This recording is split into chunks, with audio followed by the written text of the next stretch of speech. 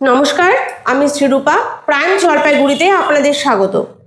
সম্প্রতি ডুয়ার্সের বিভিন্ন স্থানে লোকালয়ে বন্য প্রাণীর চলে আসার খবর হামেশাই আমাদের চোখে পড়ছে, যার খেসারত দিতে হচ্ছে স্থানীয় বাসিন্দাদের। কারণ বন্য প্রাণী এসে তারা নিয়ে যাচ্ছে তাদের গবাদি পশুদের। তবে এ যাত্রায় খবরটা কিছুটা ভিন্ন। বানারহাট থানার উত্তর শালবাড়ি এলাকার ঘটনা।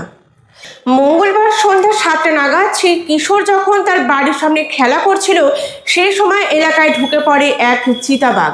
মুহূর্তের মধ্যে এলাকায় শোরগোল পড়ে যায়, আর কিছু বুঝে ওঠার আগে সেই কিশোরকে টেনে নিয়ে যায় সেই চিতাবাঘ। এলাকায় থমথমে পরিবেশ সৃষ্টি হয়। প্রাণে বাঁচানো সম্ভব হয়নি সেই কিশোরকে, যার ফলে এলাকাবাসীদের মধ্যে সৃষ্টি হয়েছে ভীষণ ক্ষোভ, এবং তা স্বাভাবিকভাবেই।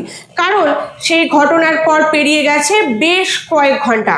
এলাকায় চলে এসেছে পুলিশও, কিন্তু খবর দেওয়া সত্ত্বেও আসেনি বন দপ্তরের কর্মীরা।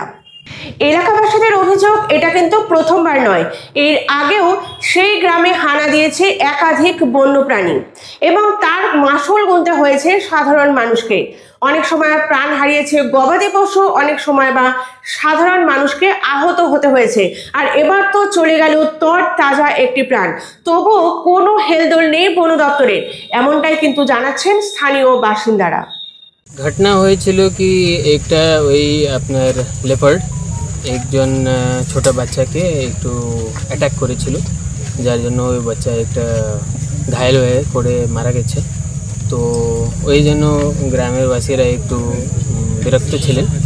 তো আমরা এখানে এলাম আমাদের টিম সাথে, আর ফরেস্ট ডিপার্টমেন্টও এসেছে, আর এখানে বাদবাকি গ্রামবাসীরা ছিলেন।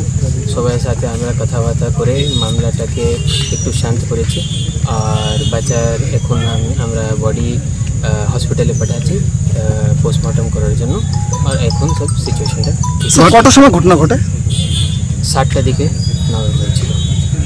আজকে প্রায় 6:30 নাগাদ আমার এই পাশের গ্রাম উত্তর আংরাভাষা, যেটা আমাদের লাগোয়া উত্তর শালবাড়ির লাগোয়া গ্রাম, সেখানে এক লেপার্ড একটা 11 বছর শিশুকে বাড়ির থেকে তুলে নিয়ে যায়, এবং সেটা সাথে সাথেই মৃত হয়ে যায়, মৃত্যু হয়ে যায়। এই যে শুনেন, বন দপ্তর থেকে বলবো কি, বন দপ্তরের মতোই কাজ করে, আপনারা জানেন, ঠিক আছে। বন দপ্তর যে একটা রেসপন্স হিসাবে কাজ করে সেটাও একটা নাই। হ্যাঁ, যেটা আগামী দিন দেখছেন তোতাপাড়ায় এরকম একটা ঘটনা হয়েছে, কলাবাড়ি, আমাদের কলাবাড়ি বাগান, সেখানেও একটা ঘটনা হয়েছে, খয়েরকাটায় এরকম ঘটনা হচ্ছে। যাতে এরকম ঘটনা না হয়, যদি এরকম ঘটনা আরও পুনরায় হয়, তাহলে আমরা গ্রামবাসী বৃহত্তর থেকে বৃহত্তর আন্দোলন করতে বাধ্য হব। আপনার নাম আর পরিচয়? আমার নাম মোহাম্মদ জাকির হোসেন, উত্তর শালবাড়ি।